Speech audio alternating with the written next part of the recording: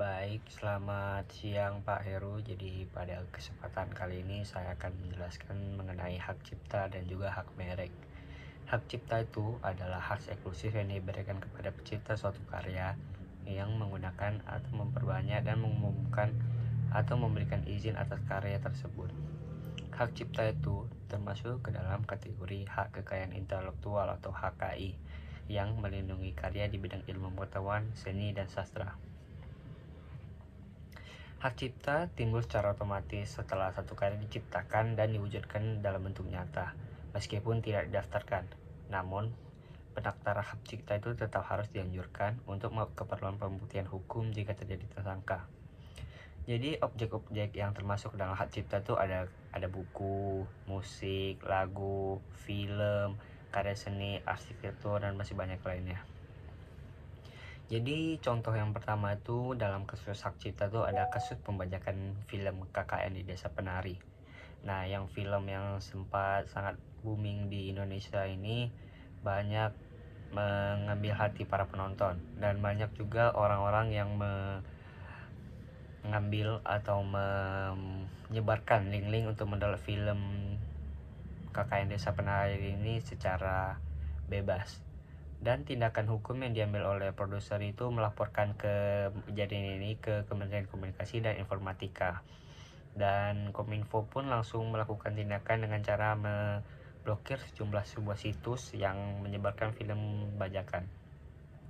Jadi pelajaran dari kasus ini, penyebaran karya seperti film tanpa izin pemegang hak cipta merupakan pelanggaran hukum meskipun tidak mengambil keuntungan langsung. Jadi pada yang kedua ini adalah hak merek. Hak merek itu adalah hak eksklusif yang diberikan oleh negara kepada pemilik merek terdaftar untuk menggunakan merek tersebut dalam kegiatan perdagangan barang atau jasa. Merek berfungsi sebagai identitas komersial yang membedakan suatu produk dan jasa dari milik pihak lain, berbeda dengan hak cipta. Film hak merek harus didaftarkan secara resmi ke Direktorat Jenderal Kekayaan Intelektual atau DJKI agar mendapatkan perlindungan hukum. Jadi hal-hal yang termasuk dalam objek hak merek itu adalah nama merek dagang, logo atau lambang dagang, kombinasi kata, angka dan simbol, atau kemasan atau desain dagang tertentu. Jadi contoh kasus hak merek itu terdapat kasus Gucci dan Cugi. Nah, Cuci itu merupakan salah satu brand Indonesia ya. Jadi produk tas yang Cuci merek Indonesia ini yang dipasarkan secara lokal di Indonesia. Nama ini jelas terdengar dan sangat mirip ya dengan Gucci, dan alasan pelanggarannya itu nama Gucci itu dibuat dengan susunan huruf dan sama, logonya juga sama gitu. Dan tujuan utamanya itu untuk mendapat keuntungan ya, karena seperti yang kita ketahui brand Gucci itu sangat mahal, sangat eksklusif. Jadi langkah hukum yang diambil oleh pihak Gucci itu mengajukan gugatan ke DJKI dan melakukan tindakan peniruan. Akhirnya DJKI itu melakukan penolakan atau membatalkan pendaftaran merek Gucci karena dianggap menyesatkan konsumen dan meniru merek dagang terkenal.